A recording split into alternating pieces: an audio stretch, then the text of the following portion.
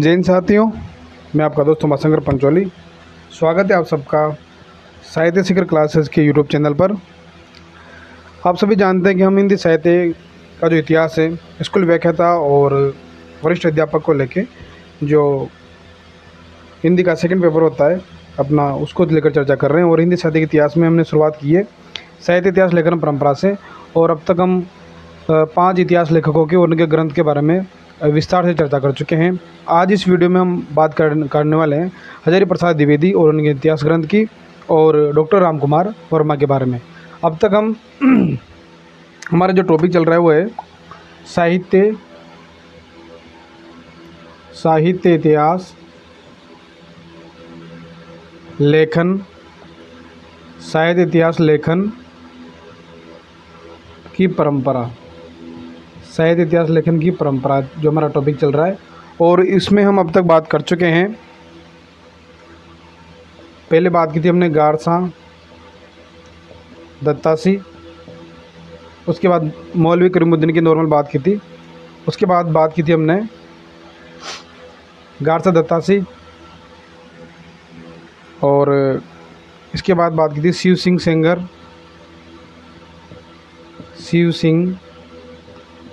सेंगर। फिर अगले इतिहास लेखक की बात की थी जॉर्ज ग्रियर्सन के बारे में। फिर बात की थी मिस्र बंधु, और फिर बात की थी आचार्य रामचंद्र शुक्ल जी के बारे में। अब तक हम इन 5 जो महत्वपूर्ण इतिहास ग्रंथ है और इतिहास लेखक है, इनके बारे में बात कर चुके हैं। आज हम बात करने वाले हैं, वो बात करेंगे हजारी प्रसाद द्विवेदी जी के बारे में और उनके ग्रंथ के बारे में। हजारी प्रसाद द्विवेदी जी, और बात करेंगे डॉक्टर राम कुमार वर्मा जी के बारे में। ठीक है, तो आइए शुरुआत करते हैं आज की वीडियो की। और आप साथ के साथ नोट्स बना रहे हैं तो टॉपिक लगा लीजिए हजारी प्रसाद द्विवेदी।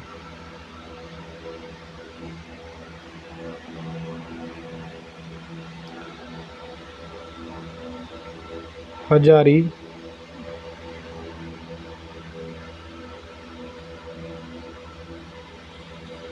प्रसाद द्विवेदी, आचार्य हजारी प्रसाद द्विवेदी जी के बारे में बात करेंगे। बात करें सबसे पहले तो इनके जन्म के सामान्य परिचय देख लेते हैं इनका। तो इनका जन्म जो है वो जन्म कब हुआ था? जन्म हुआ इनका 1907 में। ये सामान्य परिचय कई बार पूछ लिया जाता है प्रश्न कि आचार्य हजारी प्रसाद द्विवेदी का जन्म किस वर्ष हुआ, या फिर 3-4 इतिहास लेखक वह ऑप्शन में देगा और उनकी चारों के इधर एक तरफ तो इतिहास लेखक, एक तरफ उनके जन्म वर्ष दे देता है। तो इस प्रकार मिलान वाले प्रश्न भी बन जाते हैं। तो जन्म हुआ इनका 1907 में। और जन्म स्थान की बात करें तो इनका जन्म स्थान है ग्राम छपरा, जिला बलिया, और राज्य यूपी, उत्तर प्रदेश में। उनका जन्म कब हुआ? 1907 में हुआ। जन्म स्थान ग्राम छपरा, जिला बलिया, उत्तर प्रदेश में इनका जन्म हुआ है। बात करते हैं इनके बचपन का नाम क्या था। तो प्रश्न कई बार बन जाता है कि इनका बचपन का नाम पूछ लिया जाता है। इनका बचपन का नाम क्या था? बैजनाथ। इनके बचपन का नाम था। और इनके वास्तविक नाम की बात करें, वास्तविक नाम वो है व्योमकेश शास्त्री। इनका जो वास्तविक नाम था वो था व्योमकेश शास्त्री। बचपन का नाम था बैजनाथ, और जन्म स्थान इनका ग्राम छपरा, जिला बलिया, यूपी में। और इनकी जो मृत्यु थी, मृत्यु वर्ष की भी बात कर लेते हैं। इनकी मृत्यु हुई थी 1979 ईस्वी में। ये इनका एक सामान्य परिचय हो गया है। आचार्य हजारी प्रसाद द्विवेदी का जन्म 1907 में हुआ, ग्राम छपरा, जिला बलिया, यूपी में। बचपन का नाम बैजनाथ, व्योमकेश शास्त्री हजारी प्रसाद द्विवेदी का वास्तविक नाम, और मृत्यु 1979 में। व्योमकेश शास्त्री इनकी जो आत्मकथा है वो व्योमकेश दरवेश के नाम से इनकी जीवनी भी लिखी है विश्वनाथ त्रिपाठी जी ने। ठीक है, अब बात करते हैं इनकी प्रमुख रचनाओं की। प्रमुख रचनाएं हजारी प्रसाद द्विवेदी की जो प्रमुख रचनाएं हैं इतिहास ग्रंथ के हिसाब से, तो 3 अति महत्वपूर्ण रचनाएं हैं। प्रमुख रचनाएं,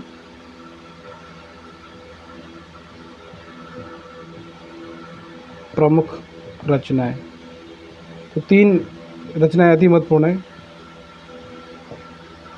सबसे ज़्यादा महत्वपूर्ण है हिंदी साहित्य का उद्भव और विकास। हिंदी साहित्य का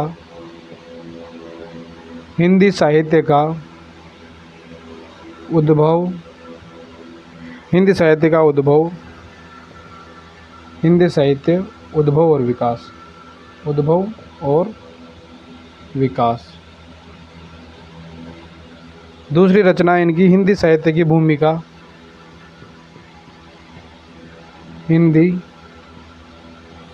साहित्य की भूमिका, हिंदी साहित्य की भूमिका।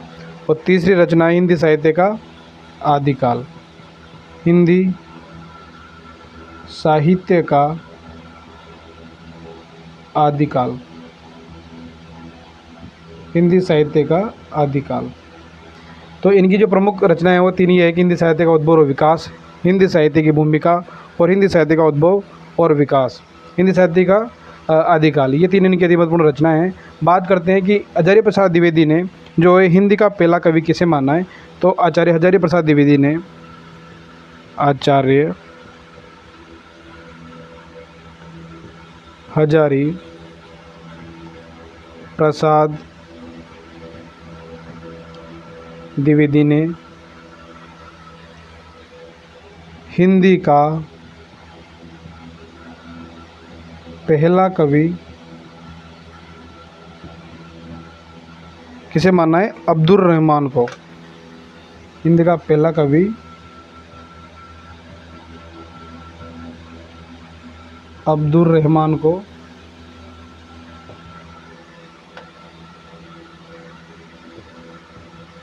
माना है। तो प्रश्न बनेगा कि आचार्य हजारी प्रसाद द्विवेदी ने हिंदी का पहला कवि किसे माना है, तो हिंदी का पहला कवि माना है अब्दुल रहमान को।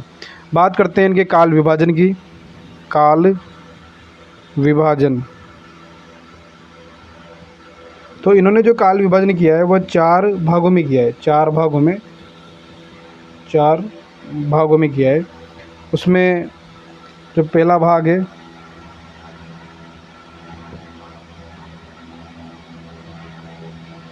उसका नाम है आदिकाल। पहले भाग का नाम दिया है आदिकाल। दूसरे का भक्ति काल। तीसरे काल का नाम दिया है इन्होंने रीति काल। और चौथे का नाम दिया है आधुनिक काल। अब देखो ये शुरुआती जो रचनाएं हैं इतिहास ग्रंथों के बारे में बात करें तो इनमें ज़्यादातर तथ्यात्मक चीज़ें हैं।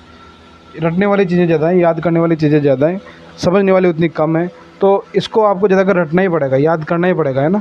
तो ये फैक्चुअल चीज़ें, तथ्यात्मक चीज़ें हैं, तो इन्हें याद करना नहीं पड़ेगा। तो मैं जो जिस प्रकार डायग्राम से आपको लिखवा रहा हूँ, जिस प्रकार बना रहा हूँ, तो आप सेम एज इट इज़ उतारे, है ना। इससे क्या होगा कि आपको याद करने में सहूलियत रहेगी, याद करने में आसानी होगी। और नोट्स ऐसे के ऐसे बनाएं। इससे क्या होगा कि आप जैसे कि क्लास पढ़ रहे हो, उसके बाद नोट्स बना रहे हो, और उसके बाद जब रिवीजन करोगे तब आपको ऐसा लगेगा कि अभी तो मैंने जस्ट एक दिन पहले पढ़ा ही है, तो आपके लिए याद करना उतना आसान हो जाएगा। तो इसी तरह डायग्राम से और इसी तरह जिस तरह मैं बोर्ड में लिखा रहा हूँ, सेम ऐसे कैसे आपको नोट्स बनाने हैं। तो इन्होंने काल विभाजन किया है 4 भागों में, आदिकाल, भक्तिकाल, रीतिकाल और आधुनिक काल। और बात करते हैं इन्होंने जो समय दिया है आदिकाल का, वो माना है 1000 से 1400 ईस्वी। फिर भक्ति काल का है 1400 से 1600 ईस्वी। और रीतिकाल का है 1600 से 1800 ईस्वी। और आधुनिक काल का है 1800 से 1952 ईस्वी तक। 1952 ईस्वी तक ये इन्होंने काल विभाजन किया है अपने इतिहास ग्रंथ में। 4 भागों में, आदिकाल, भक्तिकाल, रीतिकाल और आधुनिक काल। अब बात करते हैं इनके इतिहास ग्रंथ की क्या क्या विशेषताएँ, क्या क्या इन्होंने अति महत्वपूर्ण बातें कही है, उनके बारे में बात करते हैं। अब सबसे पहली बात तो ये आती है कि आचार्य हजारी प्रसाद द्विवेदी और रामचंद्र शुक्ल जी के बारे में बात करें तो पहले ऐसे व्यक्ति हैं हजारी प्रसाद द्विवेदी जिन्होंने आचार्य रामचंद्र शुक्ल ने अपने इतिहास ग्रंथ में जो मान्यताएं दी है, जो बातें कही है, उसका अगर सबसे पहले अगर किसी ने एक प्रमाणों के साथ अगर विरोध किया है, तथ्य प्रस्तुत किए हैं, तो वह हजारी प्रसाद द्विवेदी है। तो बहुत सारी बातों में आचार्य रामचंद्र शुक्ल और हजारी प्रसाद द्विवेदी में मतभेद है। तो बात करते हैं महत्वपूर्ण तथ्यों की।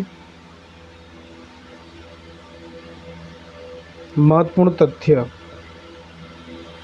तो सबसे पहला तथ्य तो यही है, सबसे पहली बात यह है कि ये आचार्य रामचंद्र शुक्ल और हजारी प्रसाद द्विवेदी में ये सबसे बड़े आलोचक रहे आचार्य रामचंद्र शुक्ल के। तो हजारी प्रसाद द्विवेदी, आचार्य हजारी प्रसाद द्विवेदी, आचार्य हजारी प्रसाद द्विवेदी आचार्य शुक्ल के, आचार्य रामचंद्र शुक्ल के सबसे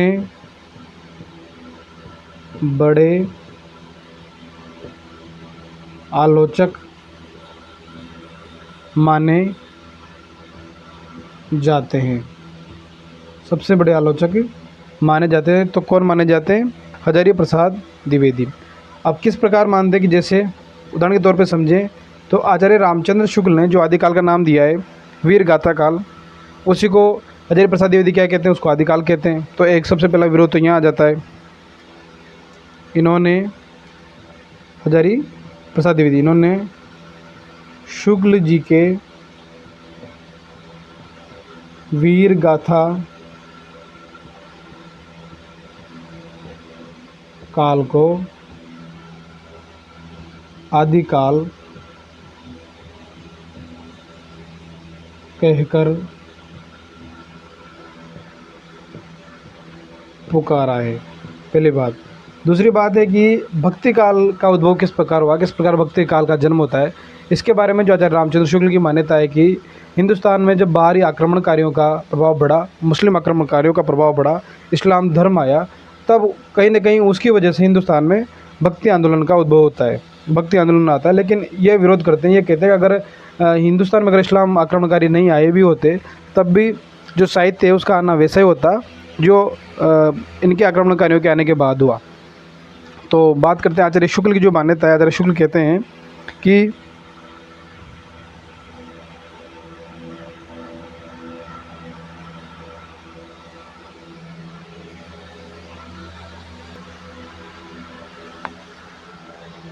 हजारी प्रसाद द्विवेदी जी कहते हैं, लेकिन जोर देकर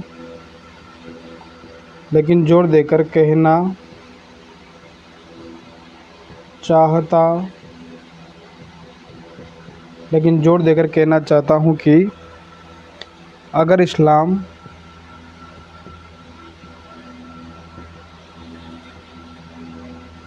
नहीं आया होता तो भी इस साहित्य कौन सा? भक्तिकालीन साहित्य।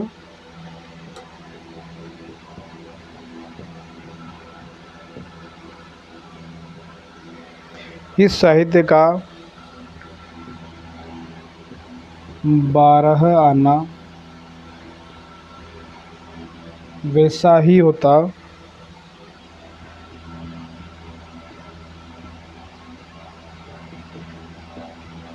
जैसे आज है। ठीक है। तो क्योंकि भक्ति काल के जो साहित्य के बारे में जो मान्यता है शुक्ल जी की, वो मानते हैं कि इस्लाम आक्रमणकारियों के प्रभाव से भक्ति काल का जन्म हुआ।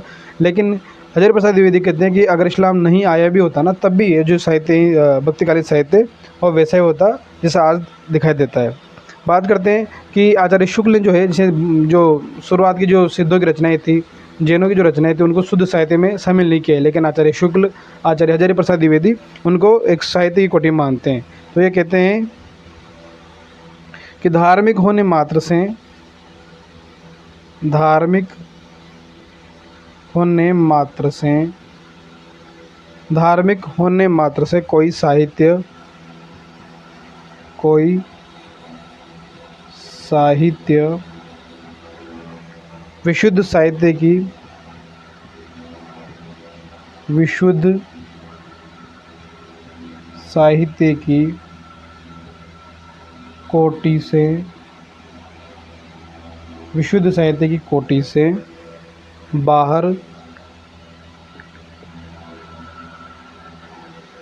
नहीं किया जा सकता है। ये कहते हैं कि धार्मिक होने मात्र से कोई साहित्य विशुद्ध साहित्य कोटि से बाहर नहीं किया जा सकता। कथन किनका? ये भी आचार्य प्रसाद द्विवेदी जी का महत्वपूर्ण कथन है। इस प्रकार आचार्य प्रसाद द्विवेदी और रामचंद्र शुक्ल जी के बीच में जो मतभेद है, इसको लेकर डॉक्टर गणपति चंद्र गुप्त जी एक बहुत बढ़िया बात कहते हैं। वह कहते हैं कि संभवतः संभव नहीं है कि द्विवेदी जी वो पहले व्यक्ति हैं जिन्होंने आचार्य शुक्ल की जो अनेक धारणाएं थी, स्थापनाएं थी, उनको चुनौती देते हुए सबल प्रमाणों के आधार पर, या सबल प्रमाणों के आधार पर उन्हें उनके जो तथ्य थे उनको खंडित किया है। तो यह कथन में हम लिख लेते हैं डॉक्टर गणपति चंद्र गुप्त जी का। स्क्रीनशॉट ले लीजिए आप।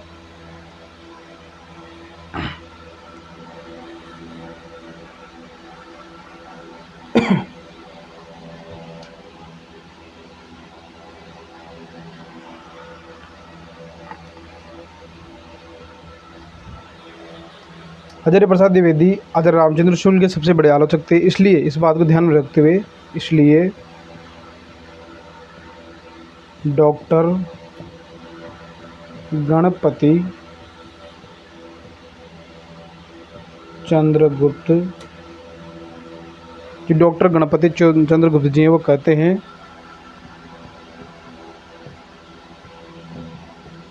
हैं कि संभवतः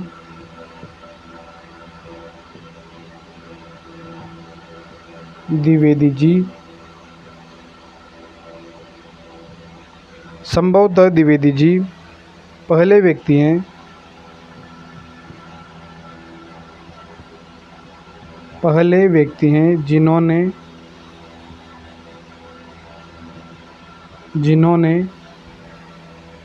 आचार्य शुक्ल की,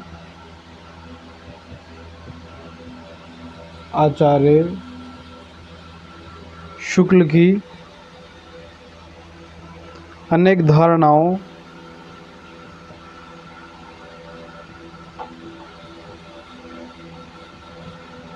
और स्थापनाओं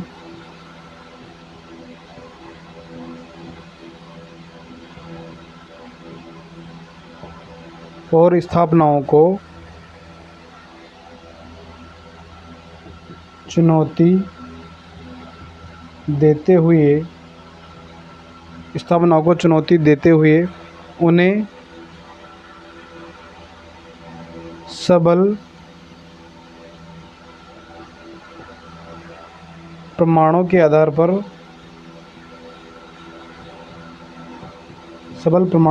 पर खंडित किया। तो ये कथन किसका है? आचार्य रामचंद्र शुक्ल और आचार्य प्रसाद द्विवेदी के लिए कथन डॉक्टर गणपति चंद्र गुप्त का है। अब बात करें कि जो हजारी प्रसाद द्विवेदी थे उनके प्रिय कवि कौन थे, तो हजारी प्रसाद द्विवेदी का प्रिय कवि कौन है? कबीर दास। हजारी प्रसाद द्विवेदी के प्रिय कवि कबीर दास। कबीर दास के ऊपर इन्होंने रचना भी लिखी है, कि कबीर नाम से रचना भी लिखी है कबीर दास जी के ऊपर। और आचार्य शुक्ल के प्रिय कवि की बात करें, आचार्य रामचंद्र शुक्ल के प्रिय कवि कौन है? वह है तुलसीदास।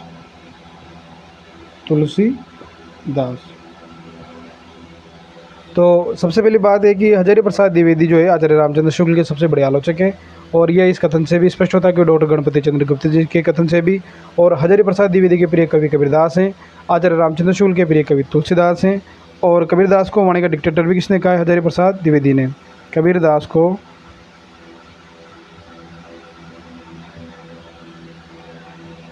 को वाणी का या भाषा का डिक्टेटर भी हजारी प्रसाद द्विवेदी ने कहा है। ये प्रश्न भी कई बार आता है कि कबीरदास को वाणी का डिक्टेटर किसने कहा है? तो कबीरदास को वाणी का डिक्टेटर कहने वाले कौन है? हजारी प्रसाद द्विवेदी। अब बात करते हैं कि हजारी प्रसाद द्विवेदी एक बढ़िया इतिहास लेखक होने के साथ साथ एक उपन्यासकार भी थे। तो इनके महत्वपूर्ण जो उपन्यास उनके बारे में भी चर्चा कर लेते हैं।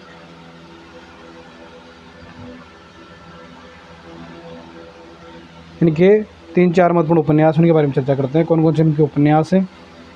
इनके प्रिय कवि कौन है? कबीरदास। और रामचंद्र शुक्ल के प्रिय कवि कौन है? तुलसीदास। और कबीर को वाणी का डिक्टेटर किसने कहा है? तो वह हजारी प्रसाद द्विवेदी ने।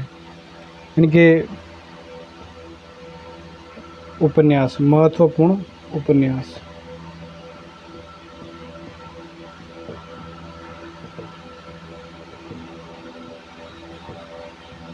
बात करें उपन्यासों की तो बाणभट्ट की आत्मकथा, बाणभट्ट की आत्मकथा, बाणभट्ट की आत्मकथा, चारु चंद्रलेख,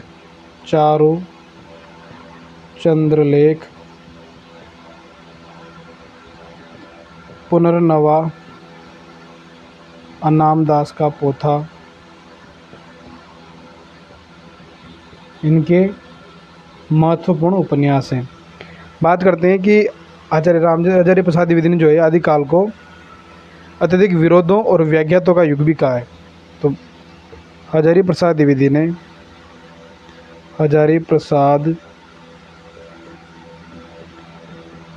ने आदिकाल को क्या कहा है? अत्यधिक विरोधों